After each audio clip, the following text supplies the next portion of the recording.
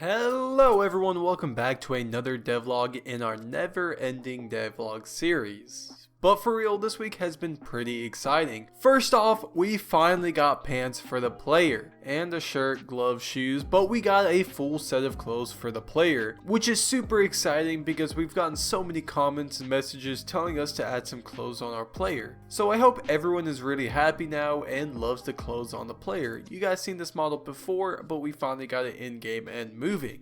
Anyways, let's hop right into our actual development.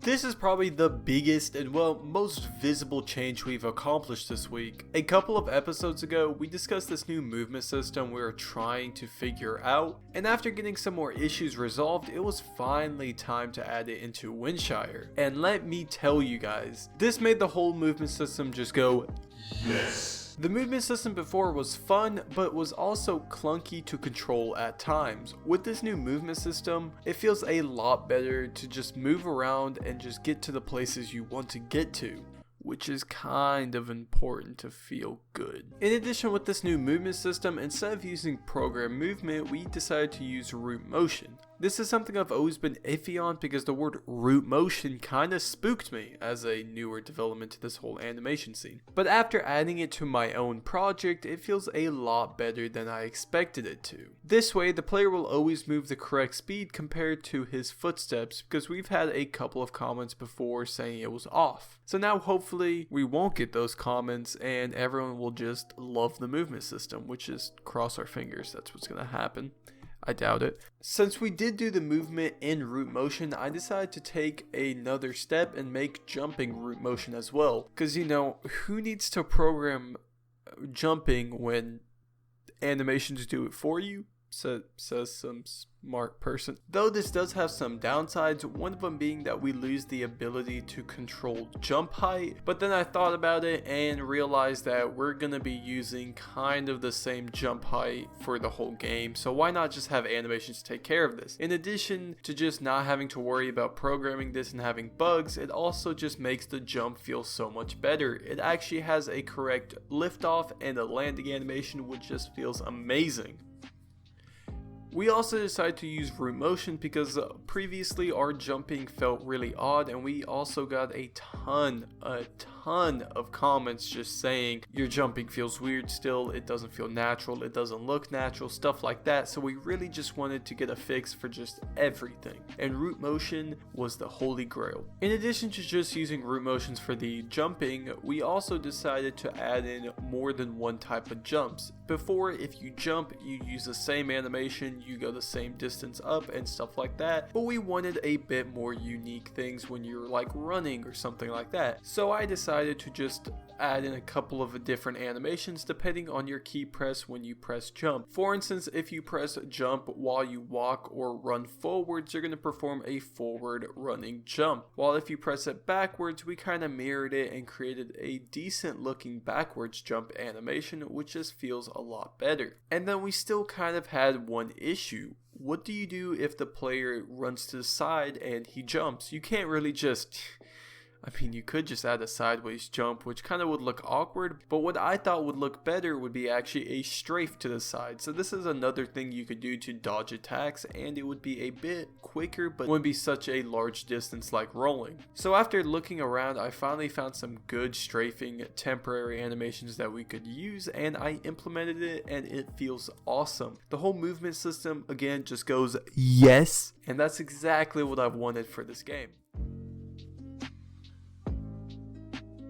We are finally excited to bring you guys some new updates on our questing system. Carl ran into some annoying roadblocks that caused the quest to not be able to have any start or finish triggers that would kind of make questing annoying to implement. But after some time, he figured out a fix that would 1, work correctly, and more importantly 2, wouldn't cost too much rework to the entire system. And these delegates would cause the status of the quest to change. So basically, he did some magic and slapped some code into Visual Studios, and it worked like a dream. But on a more serious note, quests are getting closer to completion, and you guys will be able to see some awesome new quests in action soon, so watch out for that.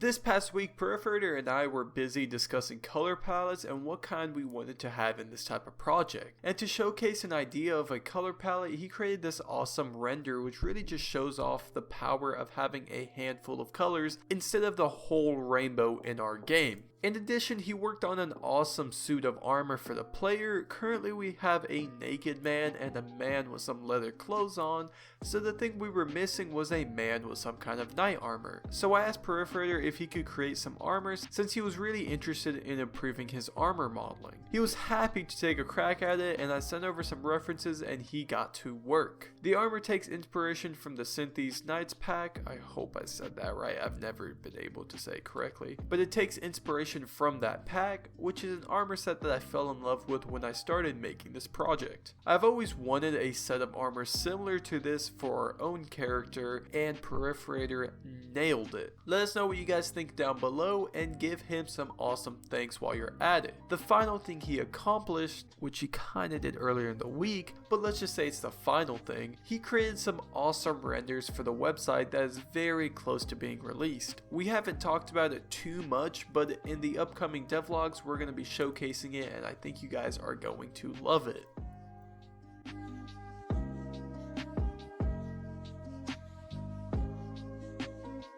Thank you all for tuning into this week's work. It's been a blast to work on the project and to get this new movement system up and running. Next week we have some important things to add, and it's going to be a very interesting week to showcase, so keep an eye out for next Tuesday. Anyways, let's give a huge shout out to Tofster and Token for their awesome support, and also let's give Deathstroke a little thank you for updating his Patreon to one of the limited tiers that we have. He's the first city builder we have, and we only have 2 more slots open. And finally, in addition to that, let's give some thanks to Inconspicuous, Delta, Max, Tajna, and Monsieur for their awesome support. Without you guys, this project would have been very difficult to accomplish, so we just wanted to give a huge shout out to all of you guys. And with that ending off this devlog, I will see you guys in the next devlog.